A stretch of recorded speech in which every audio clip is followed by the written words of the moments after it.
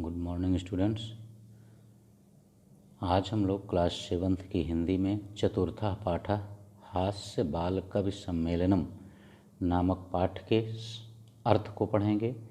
लेकिन इस पाठ का अर्थ पढ़ने से पहले हम आपको बता दें कि यदि इस चैनल को अभी तक आपने सब्सक्राइब नहीं किया है तो चैनल को सब्सक्राइब अवश्य कर लें, बेल आइकन दबा दें जिससे कि आपके सिलेबस से संबंधित वीडियो अपलोड होते ही उसका नोटिफिकेशन आपके पास पहुंच जाए। और चैनल को यदि आप सब्सक्राइब कर लेते हैं तो आपके क्लास से संबंधित हिंदी और संस्कृत दोनों के वीडियो आपको इस चैनल पर मिल जाएंगे। और वीडियो को अधिक से अधिक लाइक और शेयर करें। हमें भी कमेंट करके ये ज़रूर बताएं कि ये वीडियो आपको कैसा लगा। तो आइए अब हम इस पाठ के अर्थ को पढ़ते हैं। हाँ देखिए, विविध वेशभूषाधारिणा चत्वारः बालकवयः मंचस्य उपरि उपविष्टाः सन्ति। विविध वेशभूषाधारिणः, विविध माने विभिन्न रंग के, वेशभूषा धारणा माने धारण करने वाले, चत्वारः बालकवयः चार बालकवि, मंचस्य उपरि मंच के ऊपर उपविष्टाः सन्ति बैठे हैं।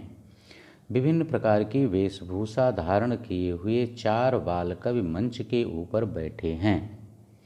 अधः श्रोतारः, अधः माने नीचे, श्रोतारः माने श्रोता, हास्य कविता श्रवणाय उत्सुकाः सन्ति, हास्य कविता सुनने के लिए उत्सुकाः सन्ति उत्सुक हैं।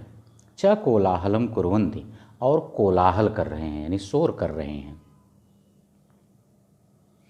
संचालकः, संचालक, अलम कोलाहलेन, आप लोग कोलाहल ना करें, अलम माने मत करें, आप लोग कोलाहल यानी शोर ना करें। अद्य परम हर्षस्य अवसरा, अद्य मीन्स आज, परम माने परम, हर्षस माने हर्ष का, अवसरा माने अवसर है। आज परम हर्ष का अवसर है अर्थात बड़ी खुशी का दिन है। यत अस्मिन् कवि सम्मेलने, यत की अस्मिन् कवि सम्मेलने, इस कवि सम्मेलन में, काव्य हंतारा, काव्य को नष्ट करने वाले, कालयापकाः च कालयापका, और काल माने समय, यापक माने व्यतीत करने वाले, और समय को बिताने वाले अर्थात समय व्यर्थ करने वाले। भारतस्य हास्य कवि धुरंधरा, भारतस्य भारत के, हास्य कवि धुरंधरा, हास्य कवि धुरंधरा माने कवियों में श्रेष्ठ, समागताः सन्ति आए हुए हैं। आज बड़े हर्ष का अवसर है कि इस कवि सम्मेलन में काव्य को नष्ट करने वाले और समय को नष्ट करने वाले भारत के हास्य कवि धुरंधर यानी हास्य कवियों में श्रेष्ठ कवि आए हुए हैं। ये ही तो आओ, करतल ध्वनिना, करतल ध्वनि से यानी ताली बजाकर, वयम हम सब, एतेषां स्वागतम कुर्मा, इन सब का स्वागत करें। गजाधरा, सर्वेभ्यो अरस्केभ्यो नमः। तो गजाधर नाम के जो कवि हैं वो कहते हैं सर्वेभ्यो अरसिकेभ्यो नमः। सर्वेभ्यो माने सभी, अरसिकेभ्यो जो रसिक नहीं हैं अर्थात नीरस जनों को, नमो नमः मैं नमस्कार करता हूँ। सभी नीरस जनों को मैं नमस्कार करता हूँ। प्रथमम तावत अहम आधुनिकम वैद्यम, प्रथमम माने सब, प्रथमम तावत सबसे पहले, अहम मैं, आधुनिकम वैद्यम आधुनिक वैद्य पर, सबसे पहले मैं आधुनिक वैद्य को उद्देश्य करके स्वकीयम काव्यम श्रावयाम, अपने काव्य को सुनाता हूँ। श्रावयाम माने सुनाता हूँ। वैद्यराज नमस्तुभ्यम यमराज सहोदरम। तो गजाधर जी अपनी कविता सुनाते हुए कह रहे हैं कि वैद्यराज नमस्तुभ्यम, हे वैद्यराज नमस्तुभ्यम आपको नमस्कार है। यमराज सहोदरम, आप यमराज के सहोदर हैं। सहोदर माने सगे भाई, यमराज माने मृत्यु के देवता, आप लोग जानते हैं यमराज को, ठीक है ना। वही कह रहे हैं कि हे वैद्यराज आप यमराज के सगे भाई हैं, इसलिए मैं आपको नमस्कार करता हूँ। और सगा भाई क्यों कहा है, देखिए निचली लाइन में बता रहे हैं, यमस्तु हरति प्राणान, यमः तु प्राणान हरति, यमराज तो केवल प्राणों का हरण करते हैं। वैद्यः प्राणानि च धनानि हरति, लेकिन वैद्य प्राण और धन दोनों हर लेता है। इसीलिए गजाधर जी ने उनको यमराज का सहोदर भाई कहा है। सर्वे उच्चैः हसन्ति, इस कविता के, गजाधर की इस कविता को सुनकर सर्वे उच्चैः हसन्ति, सर्वे सभी लोग उच्चैः हसन्ति जोर से हंसते हैं। कालांतकः, उसके बाद काल का अंत करने वाले, यानी समय व्यर्थ करने वाले जो कालांतक नाम के दूसरे कवि हैं, वो कहते हैं अरे वैद्यास्तु सर्वत्र परंतु, अरे वैद्याह तु सर्वत्र, अरे वैद्य तो हर जगह होते हैं, परंतु लेकिन न ते मादृशाह कुशलाह जनसंख्या निवारणे, लेकिन परंतु जनसंख्या निवारणे, लेकिन जनसंख्या को नियंत्रित करने में मादृशाह कुशलाह ते न, मुझ जैसे कुशल वे नहीं हैं। ममापि काव्यम, मेरा काव्य, इदम यह रहा, शृण्वन्तु भवन्ता, भवन्तु सुने, आप, भवन्ता माने आप सब, शृण्वन्तु माने सुने, यह मेरा काव्य है यानी मेरी कविता है, आप इसे सुने। चितां प्रज्वलितां दृष्ट्वा वैद्यो विस्मयम् आगता, चितां प्रज्वलितां दृष्ट्वा, चिता को प्रज्वलितां माने जलता हुआ, दृष्टो माने देख करके, वैद्यो विस्मयम् आगता, वैद्य आश्चर्यचकित हो गया, उसने किसी चिता को जलता हुआ देखा जिससे वह आश्चर्यचकित हो गया। ना अहम गतो ना मे भ्राता, और उसके बाद सोचता है ना अहम ना मे भ्राता गता, ना तो मैं गया और ना ही मेरा भाई गया। कस्य इदम हस्तलाघवम, इदम हस्य लाघवम कस्य, यह किसके हाथ की सफाई है, हस्तलाघवम माने हाथ की सफाई, फिर यह किसके हाथ की सफाई है। सर्वे पुनः हसन्ति, इस कविता को सुनकर पुनः सभी लोग हंसने लगते हैं। तुंदिला, उसके बाद तुंदिल नामक वैद्य, तुंदस्य ऊपर हस्तम आवर्तन, तुंदस्य ऊपर अपने तोंद के ऊपर, हस्तम आवर्तन, हस्तम माने हाथ को, आवर्तन माने घुमाते हुए। इनका नाम तुंदिल इसीलिए था क्योंकि इनकी तोंद जो थी वो बड़ी थी, पेट बड़ा था, और ये जब इनका नंबर आता कविता सुनाने के लिए तो ये सबसे पहले अपनी तोंद के ऊपर ही हाथ फेरते हैं। वही है तुंदस्य ऊपर हस्तम आवर्तन, तोंद के ऊपर हाथ फेरते हुए। तुंदिलो अहम, अहम तुंदिलो, मैं तुंदिल हूँ, भो हे, ममाप इदम काव्यम श्रूयताम, यह मेरा काव्य है, अर्थात यह मेरी कविता है, सुने। च जीवने धार्यताम, और अपने जीवन में धारण करें, यानी सुन के भूल मत जाइएगा, इसको सुन करके अपने जीवन में धारण भी कीजिए। उनकी कविता है परान अन्नम प्राप्य दुर्बुद्धे माँ शरीरे दयाम कुरु, पर अन्नम दुर्लभम लोके शरीराणि पुनः पुनः।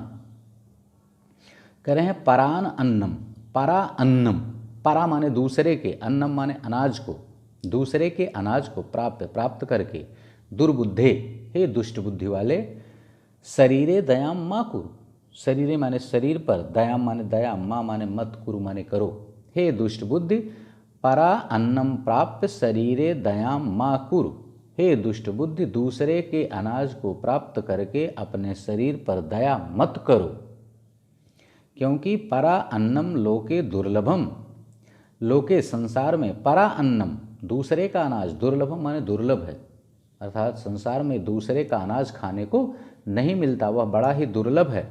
लेकिन शरीराणि पुनः पुनः, लेकिन इस संसार में हमें शरीर की प्राप्ति बार बार होती रहती है। सर्वे पुनः अट्टहासम कुर्वन्ति, इस कविता को सुनकर सभी लोग पुनः अट्टहास करते हैं। अट्टहास माने होता है जोर से हंसना, जोर से हंसते हैं। चारवाका, चारवाक कहता है आम आम, ठीक है ठीक है। शरीरस्य पोषणम सर्वथा उचितमेव, शरीर का पोषण करना सर्वथा उचित है, और सही बात है कि हमारा शरीर स्वस्थ रहेगा तभी हम कुछ कर सकते हैं। इसीलिए चारवाक नामक जो वैद्य हैं, कवि हैं, वो कह रहे हैं कि आम आम, हाँ ठीक है ठीक है, शरीरस्य पोषणम सर्वथा उचितमेव, शरीर का पोषण करना सर्वथा उचित ही है। यदि धनम नास्ति, यदि आपके पास धन नहीं है शरीर का पोषण करने के लिए, तदा ऋणम कृत्वापि, तो ऋण लेकर के, अर्थात ऋण लेकर के, कर्ज लेकर के, पौष्टिक पदार्थ एवं भोक्तव्य, हमें पौष्टिक पदार्थ ही खाना चाहिए। तथा कथेत चारवाक कवि, तथा माने तो, कथेत माने कहते हैं, चारवाक कवि माने चारवाक कवि, तो चारवाक कवि कहते हैं यावत जीवेत सुखम जीवेत ऋणम कृत्वा घृतम पिबेत, यावत जीवेत, जब तक जियो, सुखम जीवेत, सुखपूर्वक जियो, ऋणम कृत्वा, कर्ज लेकर के, घृतम पिबेत, घी पियो, जब तक जियो सुख से जियो, और ऋण लेकर के, कर्ज लेकर के घी पियो। श्रोतारा, जब इस तरह से चारवाक कवि की कविता को श्रोता सुनते हैं तो वो कहते हैं तर ऋणस्य प्रत्यर्पणम कथम, तो ऋण का प्रत्यर्पण, प्रत्यर्पण माने वापसी, लौटाना, तो हम ऋण को लौटाएंगे कैसे अगर उसको लेकर के घी पिएंगे तो। चारवाका, फिर चारवाक कहते हैं श्रूयताम मम अवशिष्टम काव्यम, यानी अभी आपने मेरी पूरी कविता नहीं सुनी, मम अवशिष्टम काव्यम श्रूयताम, मम माने मेरे, अवशिष्टम माने बचे हुए, काव्यम माने कविता को, श्रूयताम माने सुनिए, मेरी बची हुई कविता को सुनिए, यानी उसका भी मैंने केवल एक ही पद सुनाया है, दूसरा सुनिए। घृतम पीत्वा श्रमम कृत्वा, घृतम पीत्वा घी पी करके, जब आप घी पिएंगे तो बलवान होंगे, श्रमम कृत्वा और परिश्रम करके, ऋणम प्रत्यर्पेत जन, जन ऋणम प्रत्यर्पेत, मनुष्य को ऋण वापस कर देना चाहिए, घी पी करके परिश्रम करके मनुष्य को ऋण वापस कर देना चाहिए। ठीक। काव्य पाठ श्रवणेन उत्प्रेरिता, काव्य पाठ श्रवण से उत्प्रेरित, यानी इन कवियों की कविता को सुन करके एक बालक जो था, एक बालक भी आसु कविताम रचयति, आसु कविताम शीघ्र ही एक कविता को रच लेता है, हासपूर्वकम च श्रावेत, और उसे हंसी पूर्वक सुनाता है। वो कविता क्या है उसकी देखिए। बालक कवि जो है वो कहता है श्रूयताम श्रूयताम भोः श्रूयताम श्रूयताम, अरे आप सब सुने सुने, ममापि काव्यम, मेरी भी कविता को, आप सब मेरी भी कविता को सुने।